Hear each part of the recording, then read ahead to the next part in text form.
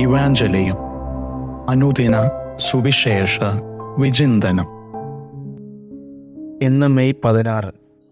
തിരുസഭ മാതാവ് വചനവിചിന്തനമായി നമുക്ക് നൽകുന്നത് യോഹന്നാന്റെ സുവിശേഷം 17-ാം അധ്യായം 20 മുതൽ 26 വരെയുള്ള വാക്യങ്ങളാണ്.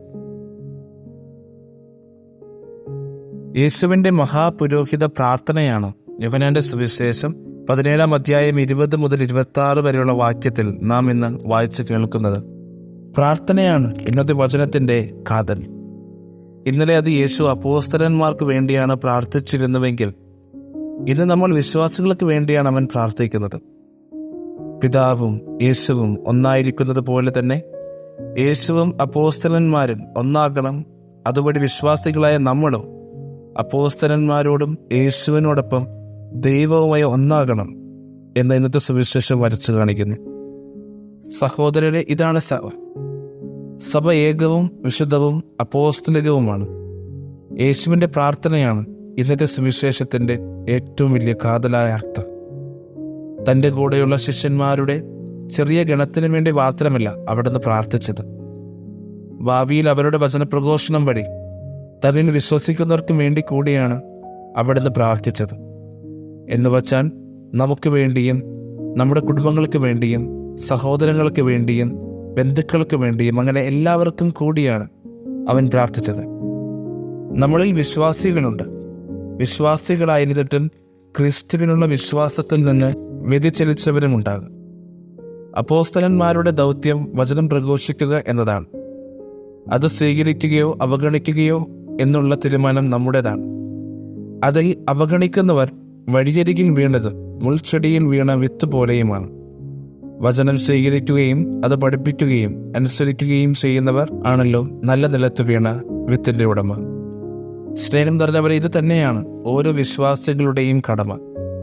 ഞായറാഴ്ച ദിവസം വിശുദ്ധ ബലിയിൽ പങ്കെടുക്കുന്നതും പ്രാർത്ഥിക്കുന്നതുമാണ് ഒരു വിശ്വാസിയുടെ കടമയെന്ന് ചിന്തിക്കുന്നവരാണ് ഓരോ വിശ്വാസികളും. എന്നാൽ ഓരോ ബലിയും നാം കേൾക്കുന്ന വചനത്താൽ നമ്മുടെ ജീവിതത്തിൽ എന്തു മാറ്റമാണ് സംഭവിക്കുക എന്നത് ആത്മവിചിന്തനം നടത്തേണ്ട സമയമാണ് ഇന്നേ ദിനം. നമ്മൾ പോലും അറിയാതെ മുൾച്ചെടികളും വഴിയരിവുകളിലും ആയി മാറിക്കഴിഞ്ഞു. ദൈവസ്നേഹം തീക്ഷ്ണമാകുന്നിടത്താണ് വചനം നിലനിൽക്കുകയുള്ളൂ.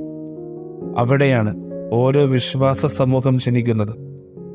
കാരണം എല്ലാം ദൈവസ്നേഹത്തിൻ്റെ അടിസ്ഥാനത്തിലാണ് സംഭവിക്കുന്നത്.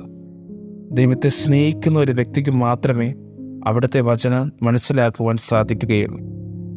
ദൈവവചനം, ക്രിസ്തുവിൻ്റെ ജീവിതം, അപ്പോസ്തലന്മാരുടെ പ്രവർത്തനങ്ങളും. അപ്പോൾ ഒരു വിശ്വാസി ഇവയിലെല്ലാം കടന്നു പോകുന്നു. അന്ന് അവൻ യഥാർത്ഥ വിശ്വാസം സ്വീകരിക്കുന്നു. ഇതിനു വേണ്ടിയാണ് ഓരോ വിശ്വാസികളും വിളിക്കപ്പെട്ടിരിക്കുന്നത്.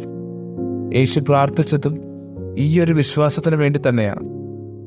വിശ്വാസ സമൂഹത്തിൻ്റെ വിശാലമായ ഒരു ചക്രമാണ് യേശു മനസ്സിൽ കാണുന്നുണ്ട്. അതിൽ നമ്മൾ ഓരോരുത്തരുമുണ്ട്. പ്രധാനമായും യേശുനാഥൻ പ്രാർത്ഥിക്കുന്നത് നമ്മുടെ ഐക്യത്തിന് വേണ്ടി തന്നെയാണ്. നമുക്കറിയാം, യേശു പ്രാർത്ഥിക്കുന്ന ഐക്യം നമ്മുടെ കണ്ണുകൾ കൊണ്ട് കാണുവാൻ സാധിക്കുന്ന ഐക്യമല്ല, മറിച്ച് വചനത്തിൻ്റെ ഐക്യമാണ്. ഒന്ന് അകലിൻ്റെ വചനമാണ്. വചനത്തിൻ്റെ ഐക്യത്തെക്കുറിച്ച് ബെനഡിക്ട് 16 മാർപ്പാപ്പ തൻ്റെ നസ്രത്തിലെ യേശു എന്ന പുസ്തകത്തിൽ പറയുന്നുണ്ട്, ലോകമല്ല ഈ ഐക്യത്തിൻ്റെ ഉറവിടം, മറിച്ച് ദൈവത്തിൻ്റെ അനന്തശക്തിയിൽ നിന്ന് ഒഴുകിയിറങ്ങുന്ന ഐക്യം തന്നെയാണ് യേശു ആഗ്രഹിക്കുന്നത്. ഈ ഐക്യത്തിൽ നിലനിൽക്കുന്നതിന് ശിഷ്യന്മാരുടെ സമൂഹമാണ് സഭ എന്നും ബെനഡിക്ട് 16 മാർപ്പാപ്പ പറയുന്നുണ്ട്. ആ ഐക്യത്തിൽ നിലനിൽക്കുവാൻ നമുക്ക് പ്രാർത്ഥിക്കാം. ആ ഐക്യത്തിൽ ജീവിക്കുവാൻ ഇന്നത്തെ കുടുംബങ്ങളെ അനുഗ്രഹിക്കണമേ എന്ന് തിരുക്കുടുംബത്തിനോട് നമുക്ക് പ്രാർത്ഥിക്കാം.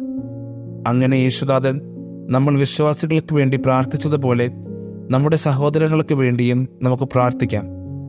വിശ്വാസം നശിച്ചുകൊണ്ടിരിക്കുന്ന ഈ ഒരു കാലഘട്ടത്തിൽ ഇന്നത്തെ സുവിശേഷം ഏറ്റവും അർത്ഥവത്താണ്. വിശ്വാസത്തിന് വേണ്ടി നമുക്ക് പ്രാർത്ഥിക്കാം. വിശ്വാസത്തിൽ സ്ഥിരത ലഭിക്കുവാനായും നമുക്കെല്ലാവർക്കും ഇന്നത്തെ ദിനം പ്രാർത്ഥിക്കാം.